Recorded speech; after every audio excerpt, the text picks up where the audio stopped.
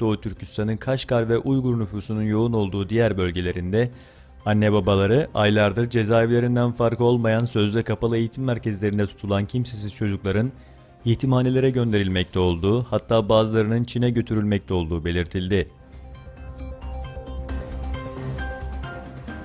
Çin Post Express Lojistik şirketinin Urumçi şubesi tarafından 12 Ekim'de yayınlanan bir bildirimde, ÇKP'nin 18 Ekim'de başlayacak olan Ulusal Kongresi sırasında Doğu Türkistan geneline lojistik ve taşımacılık hizmetlerinin durdurulacağı, tüm lojistik araçların kullanılmayacağı açıklandı. Çin Komünist Partisi'nin kritik dönemdeki 19. Kongresi öncesi, Çin başkenti Pekin'de bir dizi aşırı güvenlik önlemleri yürürlüğe konulmaya başladı. Pekin Emniyet Müdürlüğü bıçak ve diğer kesici aletlerin satışının durdurulması konusunda talimat verdi. İşgal altındaki Doğu Türkistan'da bu tür uygulamalar daha önce de uygulanmaya başlamıştı. Çin'in uydusu kontrolü kaybetti.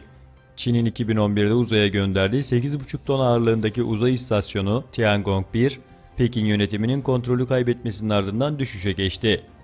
Uzmanlar yaklaşık 100 kiloluk moloz yığınının dünyada tam olarak hangi noktaya düşeceğinin henüz belli olmadığını söylüyor. Tiangong-1, Çin'i uzay süper gücüne dönüştürecek bir bilimsel proje olarak görülüyordu. Kazakistan'ın güneyinde sivilleriyle görüşen Cumhurbaşkanı Almazbek Atambayev, başbakanlık görevinin sonuna kadar Özbekistan ile sınır meselelerinin gündemden kaldırılacağı umudunu dile getirdi.